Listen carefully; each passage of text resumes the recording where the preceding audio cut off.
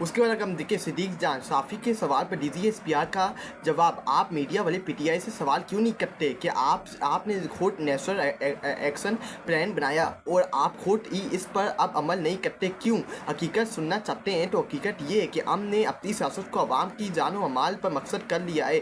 شاید سیاست اور ظلم کا گٹھ جوڑ عوام کی جان و مال سے زیادہ اہم ہے۔ شاید سیاسی مافیا کے لیے ہزاروں نام کسٹم پیٹ گاڑیاں امن و امان سے زیادہ اہم ہے۔ یہ صدیق جان نے DGSPR نے جو صافی سے سوال کیا کہ آپ PTI سے جا کے کیوں نہیں پوچھتے کہ جو آپ نے امن و سکون کا معاہدہ بنایا اس کے اوپر آپ عمل درآمد کیوں نہیں کرتے؟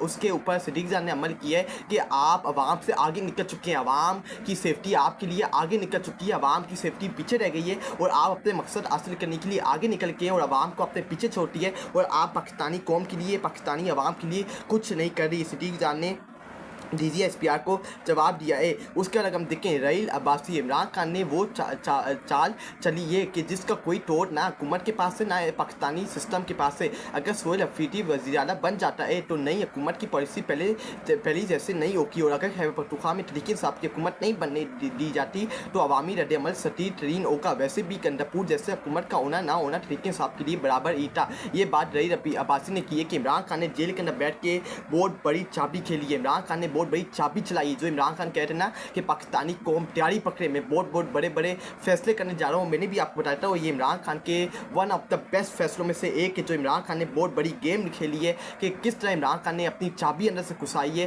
اور سہیل افریدی کو نیا CM کا KPK بنا کے اور علی امین گندھپور کو سائڈ کر کے پاکستانی سسٹم اور PTI حکومت کو پریشانی کے اندر ڈال دیا، اور اس وقت وہ پریشان ہے، سر پکڑ کے بیٹھے ہوئے ہیں۔ اس کے بعد پاکستان تحریک انصاف کا DGSPR کا جو پریس کانفرنس ہے، اس کے بعد پاکستان تحریک انصاف کا DGSPR کی پریس کانفرنس کے اوپر رد عمل آیا ہے۔ اگر ہم اس رد عمل کے اوپر دیکھیں DGSPR کی پریس کانفرنس پر تحریک انصاف کا رد عمل، آج DGSPR کی طویل پریس کانفرنس کے تناظر میں تحریک انصاف سمجھتی ہے کہ عوام کو اصل صورتحال بتانے کے لیے چند بنیادی نکات واضح کرنا ضروری ہے۔ پاکستان میں طالبان کی وابستگی کا معاملہ ایک مخصوص سورس کے تحت پیش کیا گیا تھا، جس میں آئین و قانون کی وابستگی کو نظر انداز کرنے کا تاثر تھا۔ یہ منصوبہ پہلی مرتبہ 2021 میں اس وقت کے فوجی قیادت کی جانب سے سامنے آیا ہے۔ تجویز یہ تھی کہ ہتھیار ڈالنے والے دہشت گردوں کو واپس لا کر پاکستان میں بسایا جائے۔ جب یہ تجویز اس وقت کے وزیر اعظم عمران خان کے سامنے رکھی گئی تو انہوں نے فوری طور پر کابینہ خیبر پختونخوا کے نمائندوں اور قبائلی عمادین سے مشاورت کی۔ سب نے متفقہ طور پر اس منصوبے کو مسترد کر دیا۔ اس کے بعد اگر دیکھیں بازارہ یہ معاملہ پارلیمان کمیٹی برائے قومی سلامتی میں بھی زیر بحث آیا، جہاں تجویز دی گئی کہ طالبان کو آبادکاری کا موقع دیا جائے، ان کی قیدی رہا کیے جائیں اور فاتح کے انتظامات پر نظر ثانی کی جائے۔ تاہم عمران خان کی کابینہ نے اسے مکمل طور پر رد کر دیا اور واضح موقف اختیار کیا کہ ریاست کو دہشت گرد تنازع کے سامنے جھکنا نہیں چاہیے۔ تحریک انصاف کے رہنماؤں نے اس وقت بھی سوالات اٹھائے کہ ایسے فیصلوں کے تنازع کیا ہوں گے، مگر افسوس کہ ان سوالات کے جوابات آج تک نہیں دیے گئے۔ اس کے برعکس جن رہنماؤں نے یہ سوال اٹھائے انہیں دباؤ اور انتقامی کارروائیوں کا سامنا کرنا پڑا۔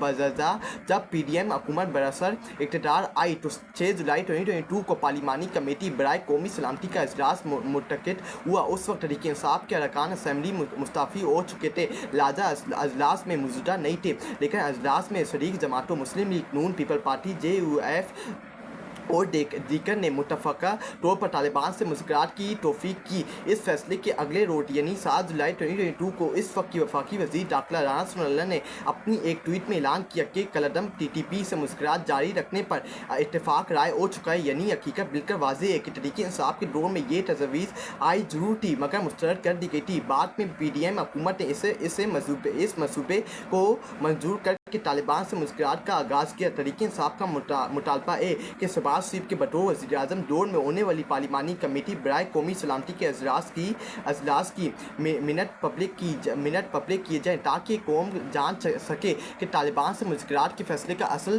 مارکر کون تھا۔ اس وقت کے وزیر داخلہ رانا ثناء اللہ نے خود 7 جولائی 2022 کی ٹویٹ میں اس اجلاس کا حوالہ دیا تھا کہ لہذا حقائق کو چھپانے کے بجائے قوم کو سامنے رکھنا جانا چاہیے۔ تحریک انصاف کا اصولی موقف رہا ہے کہ ملک کے اندرونی امن و امان کے معاملات میں مسلح فوج کا استعمال نہ کیا جائے۔ یہ معاملات में मसला फौज का इस्तेमाल न किया जाए। ये सबक मुल्क के टूटने के बाद वाज़ेह हुआ और 1972 और बलूचिस्तान का बुरान इसका जिंदा सबूत है। रियासत के खिलाफ कार्रवाइयाँ करने वाला अनासर के जायज़ तहफ़्फ़ुज़ात और शिकायत को दबाने के बजाय आवाम के सामने लाने चाहिए, ताकि आवाम इनके गैर मुसफ़ाना मुतालबात या ज़ोर और ज़बरदस्ती का अमल के खिलाफ अपनी राय का इज़हार करें। ताहम मसला गुरबों को बाकी आबादी पर हावी होने की परमिशन हरगिज़ नहीं दी जा सकती, और जब अवाम खुश और मुतमईन हों तो रियासती पॉलिसियाँ ऐसे अनाज़िर को मुसरती पनाह देने की गुंजाइश नहीं रहने देती। हमें खित्ते में अफ़गान हुकूमत के साथ ताउन को तक़वियत देनी चाहिए, ताकि मसला बाकी और दहशतगर्द अफ़गानिस्तान में कोई मजबूत पनाह गाह ना बना सकें। तारीख़ गवाह है कि पेशर अफ़गान अवाम पाकिस्तान से मोहब्बत और एहतराम रखते हैं। जैसा कि पाकिस्तान 1980 की दहाई में अफ़गान भाइयों के लिए अपने दरवाजे और दिल खोल दिए थे, इसके बावजूद हमारी खासा पॉलिसी में कमज़ोरियाँ हैं, जिनकी वजह से अफ़गान हुकूमत और अवाम को अपने तरफ माइल करने में नाकामी रही। इस दुरुस्त करना ज़रूरी है। तहरीक इंसाफ का असूली मौक़िफ़ है कि दहशतगर्दी